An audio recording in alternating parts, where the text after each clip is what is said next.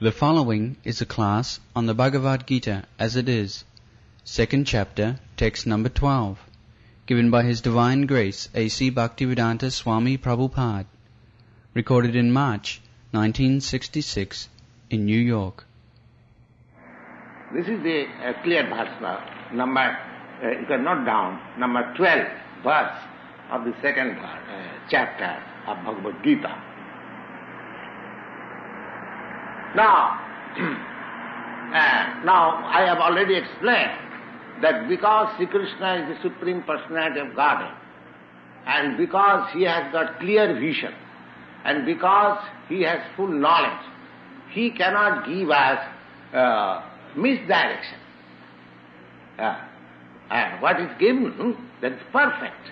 So we have to believe that in future, even after liberation. Now one thing we must also explain, the liberation, the conception of liberation. Now there are different 5 kinds of liberations.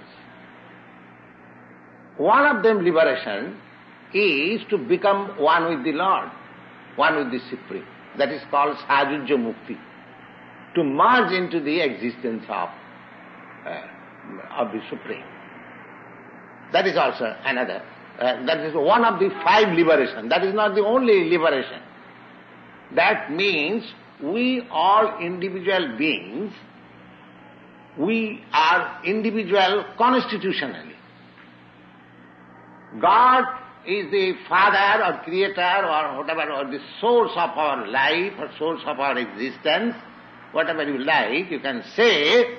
So we have been created in that. Eka Bahushyam.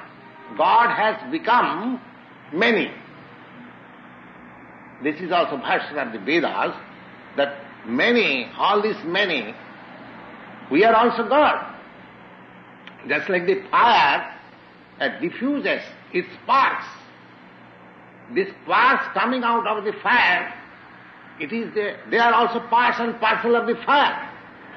Similarly, we are all parts and parcels of the Supreme. He wanted to become many. He wanted to become many. So He has become many, and we are that many. So we are not different from God. We are not different from God. But because He wanted to become many, so we have become many. Now thing is, when God wanted to become many, there must be some purpose behind this. Otherwise, why did He like to become many? He was one. One without second, that's all right. But why did He become many? So that is a question one must like to put, that why God became many. That answer is that because God is Satchidananda Vigraha, He is all pleasure, therefore without many there is no pleasure. Just like here I sit down the whole day alone, but I become more active and more pleasing when you come. Whenever we want to enjoy some pleasure, pleasure is not enjoyed alone. Pleasure is enjoyed with many. Now, God is by nature, He is Anandamaya Bhyasa. He is always full of pleasure, full of blissness. Now, if He wants to become many, He is omnipotent, He can become many. Where is the objection there? He can manifest Himself in various. Just now we quoted a verse from Brahma Samhita, Advaita, Achyuta, Anadi, Anantarupam. Anantarupam means unlimited forms. Unlimited forms. Still, they are one. In spite of becoming unlimited, that one. Just like the sun, if you put here millions of pots, water pots. In every pot you will find the sun's reflection. But that millions of reflections, sun does not mean the sun has lost his oneness. Sun is one. That is also a Vedic system, that we are a reflection like that. So anyway, these many forms of God is from the desire of God. Now, out of this, because God has got some desire, transcendental desire, to enjoy with many, he enjoys with his own energy because he is all perfect. Just like if I want to enjoy life, I want a family, I want a wife, I want children, I want friends, I want servants. So I have to think before having a wife, you see, because I am limited. So I think twice whether I am able to keep a wife, then whether I am able to maintain my children. These things are consideration. And actually, in the present society, every young man is thinking like that. You see, whenever the question of marrying is there, they think like that. But that thinking is due to our imperfectness. Because we are not all powerful. Therefore we think like that. But when we give the qualification to God that He is all powerful, omnipotent, so He can maintain any number of children or any number of wives. Otherwise there is no meaning of omnipotent. So similarly, God has become many, and He has got a plan behind this thinking of many.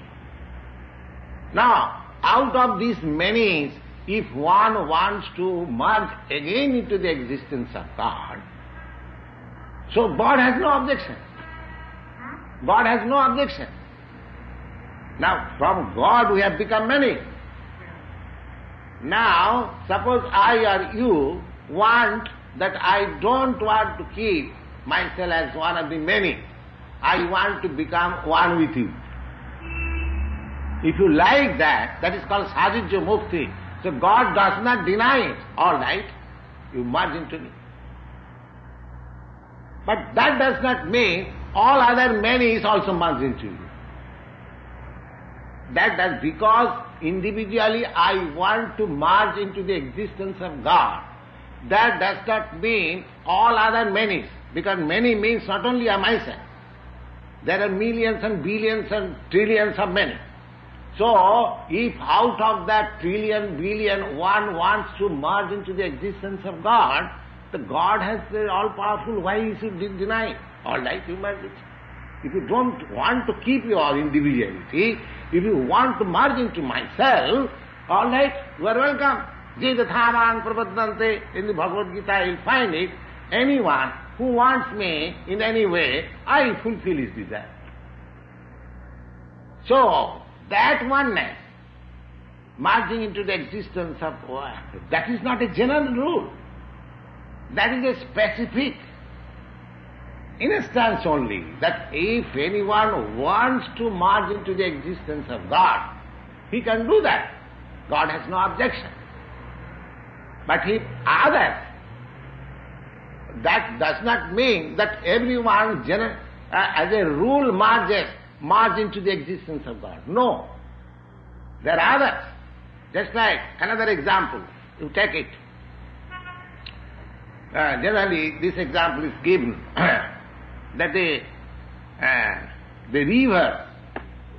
rivers all flow into the sea and they become one. Or the drop of the ocean water when put into the ocean, the drop of the ocean water loses its existence, is become one with thee. That's all right. Now, if you have seen the ocean, there are always millions and millions of drops coming out by the dashing of the waves, you see. That is going on continually.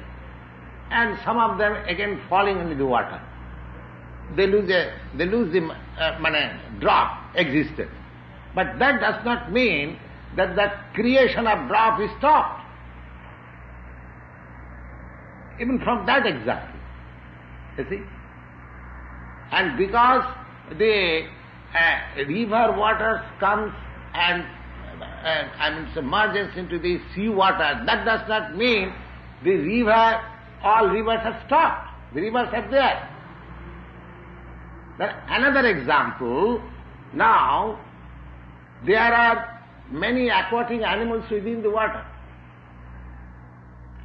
They are also, now as the drop of the water emerges from the sea water and again merges into the sea water. So, that is a nice example. But these fishes, these aquatic animals, they are also born in that water. Nobody has given these aquatic animals from anywhere else. They have taken their birth from that water. They are also born of the water. Just like the drops of the water are also born of the water. Similarly, these living aquatic animals, they are also born of the water. Now, the drop of the water merges into the water and loses its existence. That does not mean there are other living entities within the water, millions and billions. They also lose their identity. They keep their identity. So, some of the living beings may emerge into the existence of the God. That is called Sajujya Mrityu. But there are many millions and millions and billions of Ananta. They want to keep their existence and enjoy the association of God. That is the difference between Jnani and Bhakta. The Jnani's ultimate end is Nidbhed Brahmanusandhan. They want to become one with the Supreme. He does not, the Jnani does not want to keep himself separately from the Supreme. He wants into the merging. You mean the Jnani yogi? Jnani, yes, Jnani. Jnani, not yogi. Jnani. Jnani. Jnani means philosophers, empiric philosophers. Empiric philosophers, you see. Brahmavadi. Those who want to merge into the existence of Brahma. They are called Jnanis. And those who meditate on God within himself, they are called yogis. This is general definition. And those who worship the Supreme as personality of Godhead, they are devotees. Yeah, So, come back point. The name you say Jnani and Bhakta. Jnani, yogi and bhakta. Bhakta. Bhakta. The other one. Bhakta. Yes. Like the Bhakta. Bhakta. Jnani. How do you spell it? Jnani. Jnani.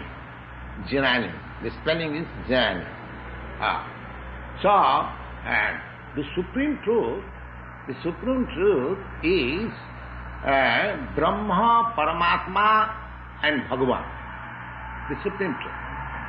Now, according to, because we have already explained that each and every individual being has got his individual minute quantity of independence.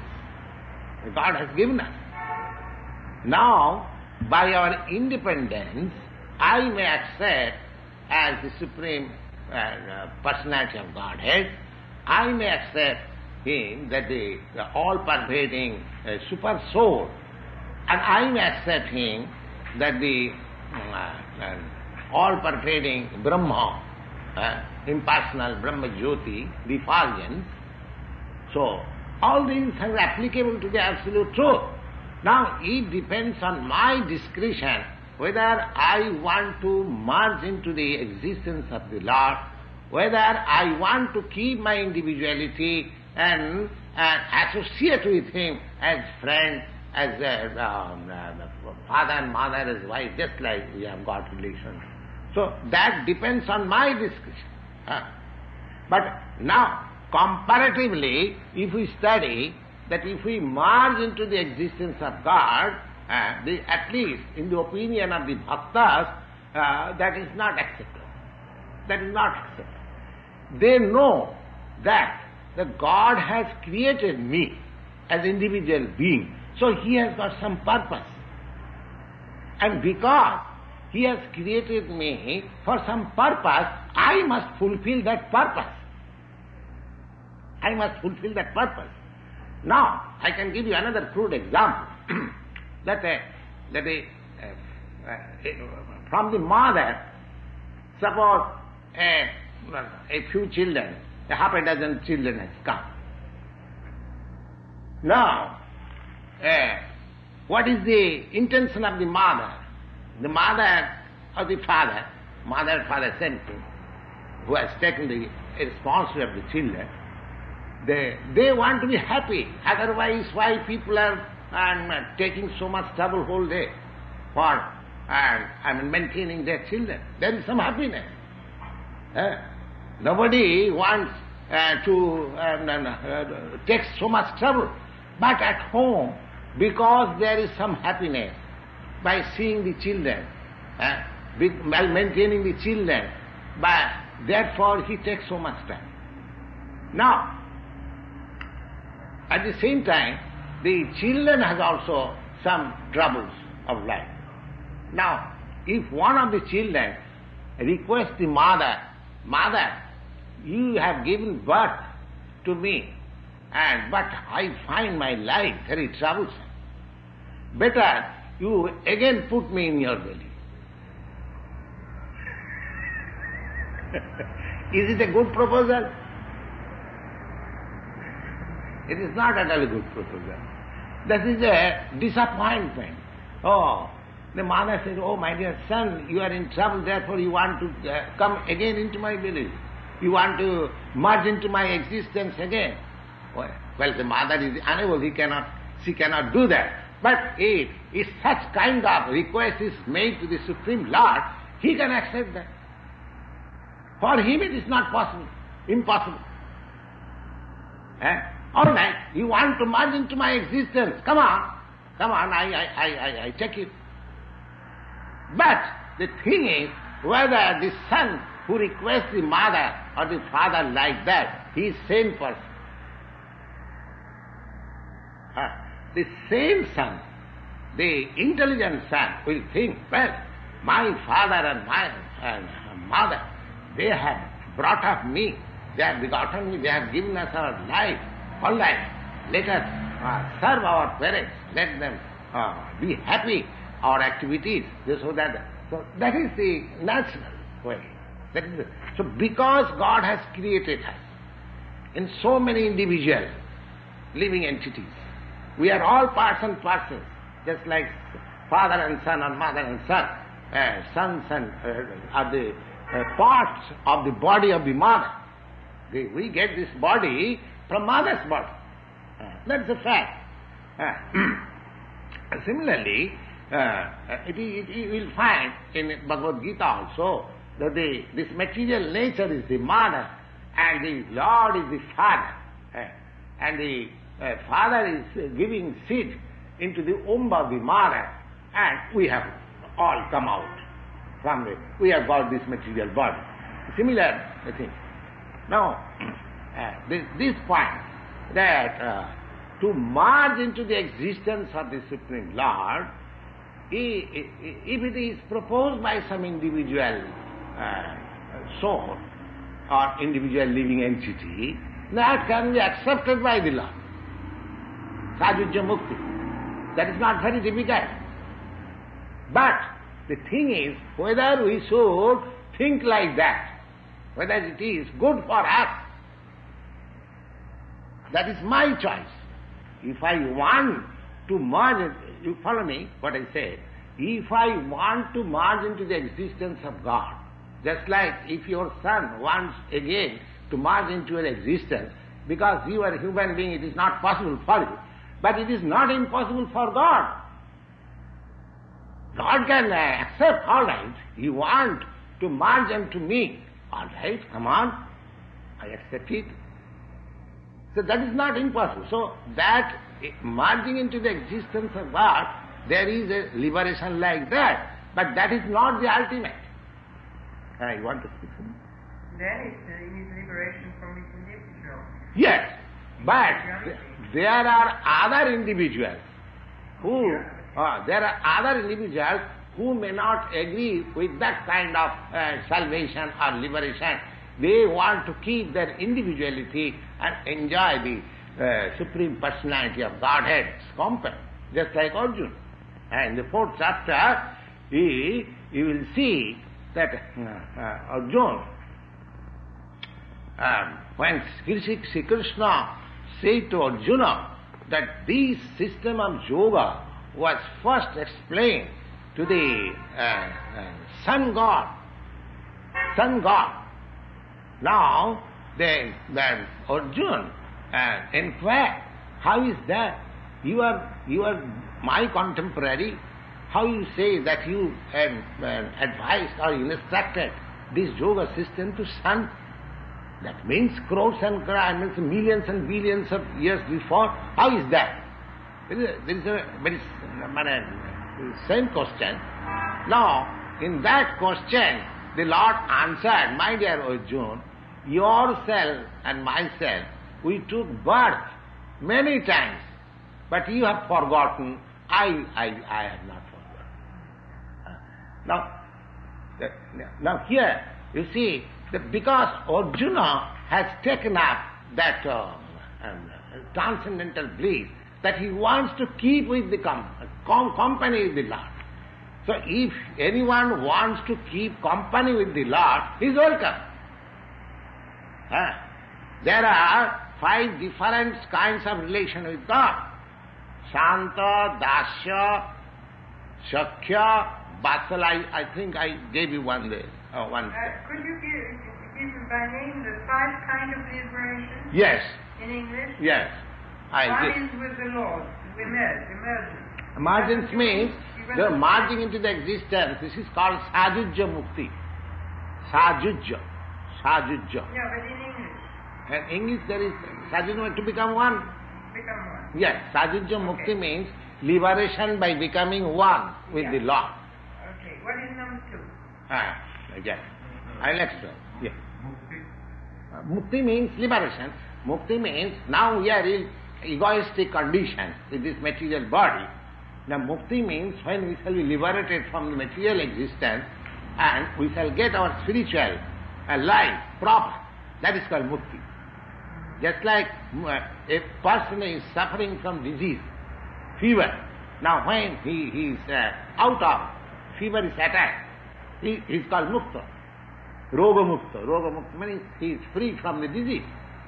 Similarly, mukti means because we are now encumbered with this material body, as soon as we become free of this material conception of life, that is called mukti. That is called Brahma Bhuta. Brahma Bhuta.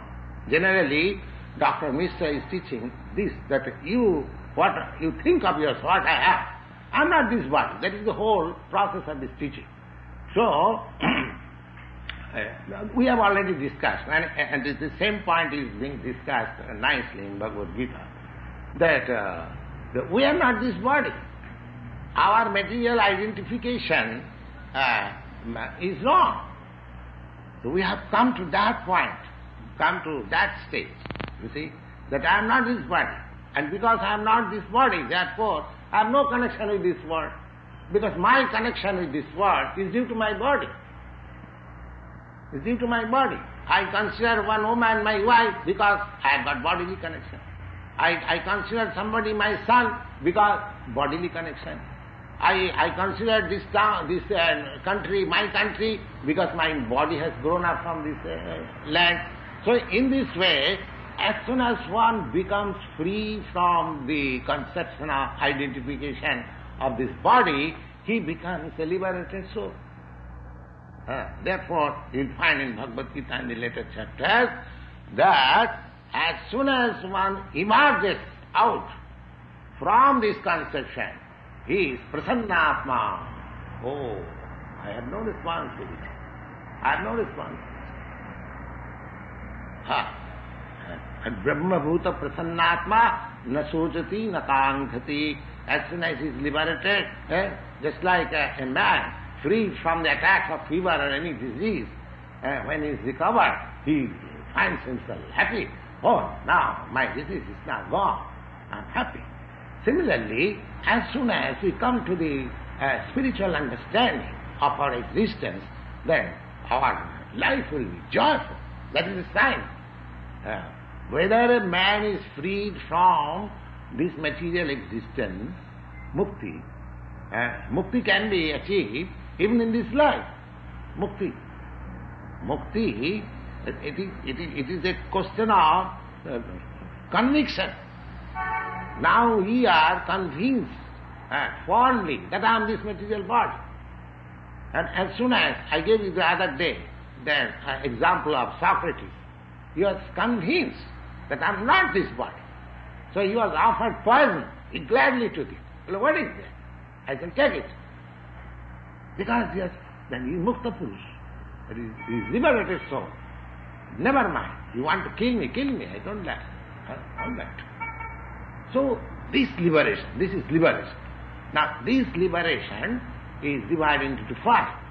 There are five concepts. One of the liberation is to merge into the existence. Our birth was from the Supreme Absolute. Now, after liberation, we merge into the existence of the Supreme. That is called Sajujya Mukti. Now, besides this Sajujya Mukti, there are other five muktis which the Vaishnava Sampradaya or the devotees, the Lord's devotees, they accept. They practically, those who are pure devotees, they do not want any kind of mukti. They do not, even they are offered. They are simply after the service of the Lord. They are prepared to suffer any kind of suffering. They are not affected by all those sufferings. What they want, pure devotee, they want that I must serve the Supreme Lord. That is their mission. So anyway, these bhaktas or the devotees of the Lord, for them there are other four kinds of mukti. And what is that? This is Sajujya Mukti, to become one with the... Now, then Saruppa Mukti. Saruppa Mukti means the spiritual body becomes, as the features of the spiritual body becomes just like the Supreme Lord. Just like Narayan. Narayan has got four hands with Sankha Chakra Gadapadda and the lotus flower, corn shell, club and wheel. So everyone who takes that Sarupa Mukti just become just like his feature of the body becomes just like the Lord. You see? That is called Sarupa Mukti. S-A-R-U-P-Y-A. Sarupya. Yes, Sarupya. This is called Sarupa Mukti. And Mukti or Mukti? Mukti, yes.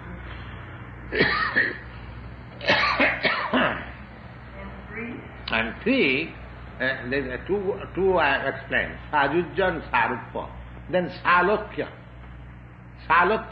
Salokya means one can get an habitation, residence in the same planet where God is there. That is Salokya. And then next is Shasti. Shasti. S-A-R-S-T-I. Shasti. Shasti means to get the same opulence. As I already explained, opulence. He gets all the opulences as the Lord has got. He becomes so as good as Lord, becomes so powerful. You see, this is called Shasti. And the last is Samipya. Samipya means he is always in the company of the Lord, just like Arjuna. Arjuna is always, whenever Lord takes his incarnation, Arjuna is there. Arjuna is there, Samippa. They are never separated. Just like husband and wife, never separated. You see, or the father and the son. Of course, nowadays the question is different, but generally the family members, they all remain together. Samippa. And the father and the boys and the wife, they remain together. So there is Samippa Mukti. Samippa Mukti means to remain always as associate of the Lord. That is Samippa Mukti. So these 5 kinds of muktis are there, and the purpose is that even after liberation, the living entities, they keep their individuality. Just like as associate of the Lord, as resident of the Lord's planet, or to have the bodily features of the Lord in so many ways, and one can merge into the existence of the Lord. That is also accepted. But simply merging into the existence of God, that is not the only liberation. That is one of the liberation. But the devotees of the Lord, they do not accept such kind of. They do not want to merge. They want to enjoy the company. That is the difference between. Both of them have become liberated. Merging into the existence of God, that is also liberation. And to keep individuality and enjoy the company of the Lord, that is also liberation. Yes. Therefore, may I say that the 4 last ones are what you call the demigods. No, demigods, they are not liberated. They are not liberated? No. Demigods, they are just like delegated officers for maintaining this material existence. Just like sun. Sun is a demigod. Sun, the moon. Moon is a demigod. And what about the masters who are working? The masters who are working the... Master is the Lord. Yeah, but there are different masters of higher degree that you were calling, you were mentioning before. There are some of different degrees who are working. Yes, different degrees, just like everyone is servant of the Lord. Yeah, but that's degree, not what you call not the degree. Now suppose take for example the sun, the chief living entity, or the chief man or chief living being in the sun planet. Now, his position and my position, there is a vast difference. And he is maintaining such a planet, and he is situated there as the chief man or the chief living being. So his degree of power is far, far greater than the degree of power here the President Johnson or something else. You see? So, that degree of power does not make him that he is God. He is not God. He is also servant of God. Anyone, even Brahma, anyone. There is a verse in the Chaitanya Charitamrita that Ekola Ishwar Krishna Arsa Bhritta. The individual living entities, there are so many, multi. But all of them, they are servant of the Lord. There may be, their position may be upper and lower in different degrees, but that does not make them equal with the Lord. The Lord is different. That is also mentioned in the Patanjali Yoga system. Lord is supreme. He is the great. He is the greatest. Asamanta. Nobody is equal with him, and nobody is greater than him. That means nobody is equal with him, nobody is greater than him, that everybody is lower than him. So, is that question sound? Yes, but you were using the other day very often the name of demigods, and that's what demigods are just like you and me. Demigods just like you and me. But they have got a degree of power than me and he. Now you just say it's the sun. The sun, yes, he's also living. It's the planet. The sun is a planet, but there is a controlling deity also. Yeah. There is a control, just like here in this planet, when you go and up, you see it is a ball. But in this ball, there are so many controlling deities here also. President Johnson, Prime Minister of India, this and that and so many things. But when you go up, you see just like a ball. You see?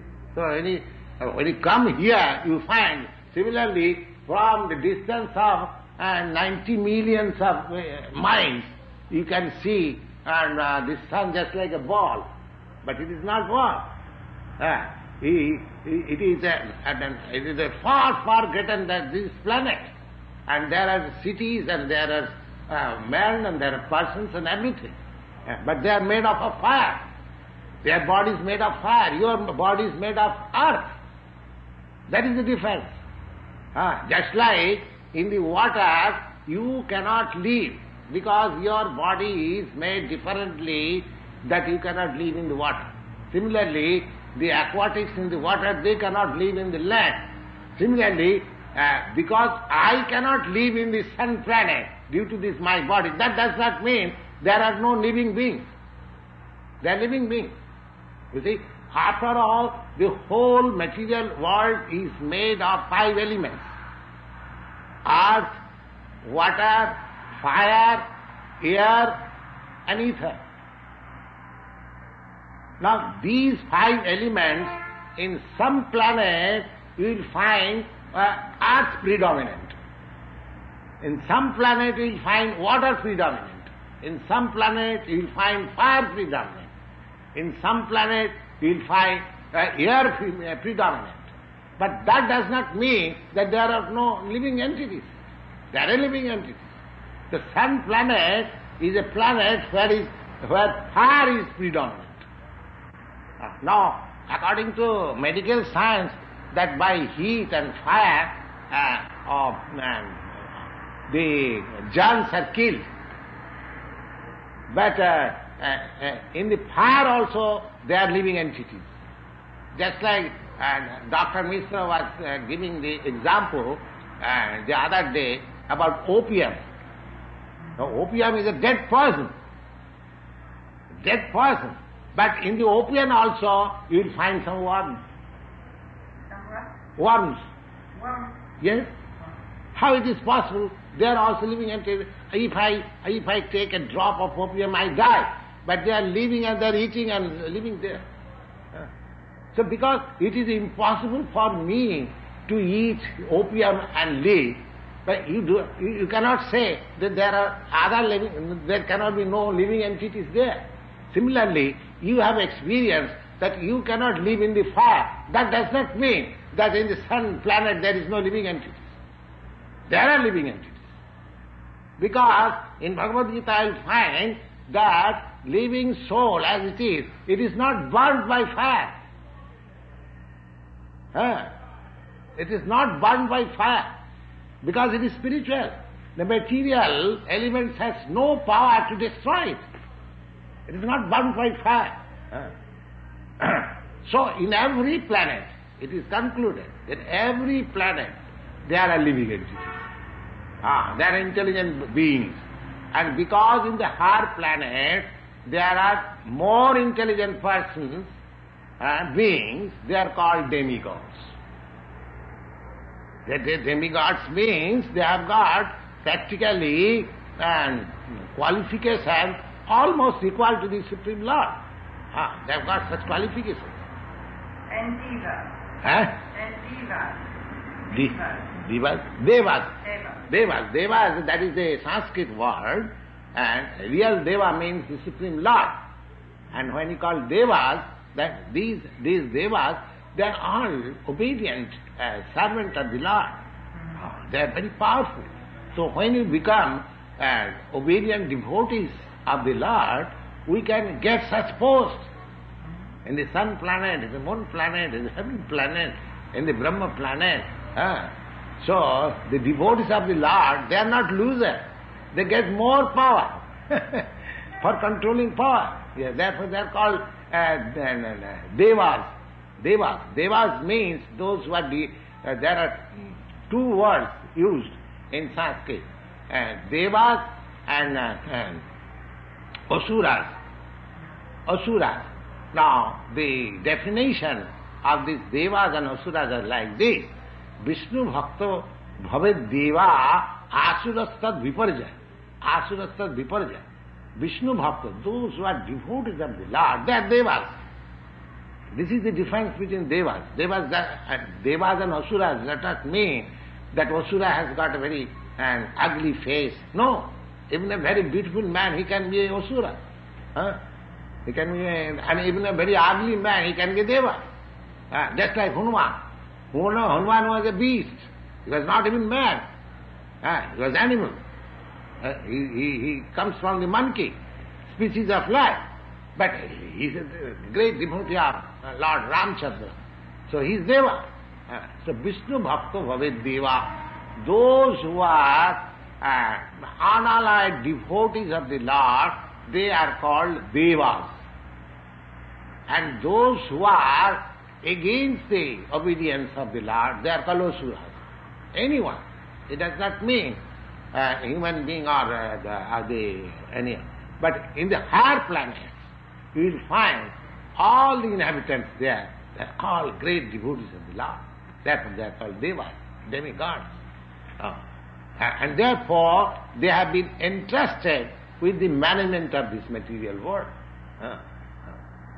Just like confidential persons are given responsible posts in government, similarly, because they are devotees of the Lord, they have been awarded these posts to be sun god, to be moon god, to be Indra, heavenly god, to be Brahma, like that. So many, Marichi, and so many.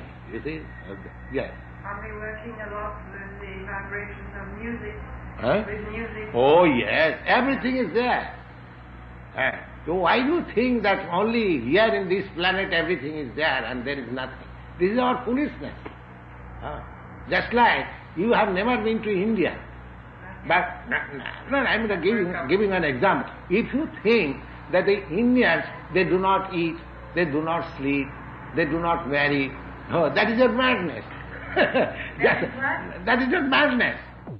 If you think that Indians do not eat, or Indian, because you have not seen them, but if you, as soon as you know, they are also human beings like us. Just like, as for my example, when I was in India, I was thinking of America, something wonderful. So, now I see here, there is not at all any difference. The only difference is that you people are fair complexion, your bodies are white and they are colored.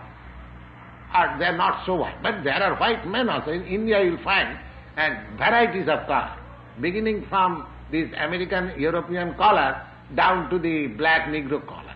You will find in India. There are so many colors. So, and actually I give you my frank admission that when I was in India, I was thinking the Americans may be of different type of people, or they may be thinking in other ways, they may be so many different things. But here I see there is no difference at all. No difference at all. Only some bodily feature. Even I study the pigeons, I see, oh, the same pigeons are here playing just like Indian pigeons, and when I see the sparrow. So there is no difference. There is. There is. Besides the sparrows, the other birds, as a rule, here in America are bigger than the birds in Europe. Yes. The same kind of birds. Yes. They're bigger here. Yes. I admit that. They're stout and strong. Yeah. Yes. The squirrel, I see. I saw the squirrel in the park. Yeah. Oh, they are also bigger. They're bigger. And that is also natural. You see, just like in African people, they are taller. They are taller than the Aryan people. Even in, you say, these black Negroes, they are taller than in American people. So, there is little difference, of course, that is there. But on the primary facie, there is no difference. Similarly, in the sun planet, in the moon planet, there are also human beings like us. And they are called devas because they are highly intellectual. They are all very powerful than ourselves, and they have got different bodies and different power and everything. Otherwise, there is no question. Even great scientists like Dr. Meghnad Shah in India, he said that there is no reason to disbelieve that in other planets there is no life. How can it? Just like because you have not seen India, you cannot say, oh, there is no living being. It is vacant. So these people are going to the moon planet and they are saying it is full of dust, it is full of clay or something like that. All this foolishness. You see? That means they are not reached. Outside they take some photo and they come out. Yes, they are now today on the radio, they've seen a lot of flying saucers. Yes. Let them talk all nonsense.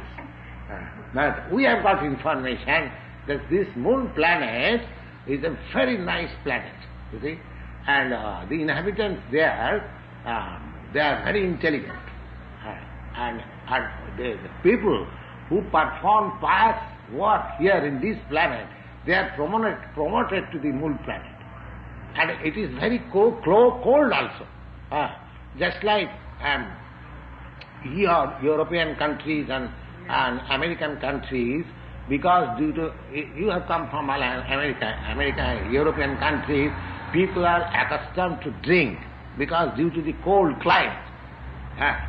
Indians are not accustomed. But your drinking is a necessary thing in Europe. Similarly, this moon planet is so cold that they live by drinking somaras. There is a kind of liquor which is called somaras. Yes, somaras. Somaras. Somaras, here it is described in Ayurveda that somaras preparation is there. If anyone can prepare the somaras and if anyone can drink that somaras, he becomes immortal.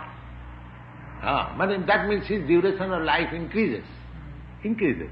So anyway, these descriptions are there. So there are intelligent living beings there also. What kind of body? What kind of body? Your body may be different, just like your body is different from me. Yes, but with a head. That does not mean because you have got a different body, therefore you are not a living being. Or because I have got a different body from you, I am not a living being. So body, because a living soul is not the body. He might have different body. That doesn't matter. Why should we consider, identify with the body? The whole question is there. The body, you will find, and your body is different from animal body, animal is different from human body, or there are so many differences of body. But the four principles of bodily wants, ahar means requiring some food stuff, and nidra, sleeping, and fearing, and mating. These four principles you will find even in the birds, in the animals, in the human being, or even the devatas or gods, or everywhere you will find these four principles. The only difference between the animal and the higher developed consciousness, living being, is that they are God conscious. They accept the supreme law. That makes the difference between lower animals and upper. I think we should stop here.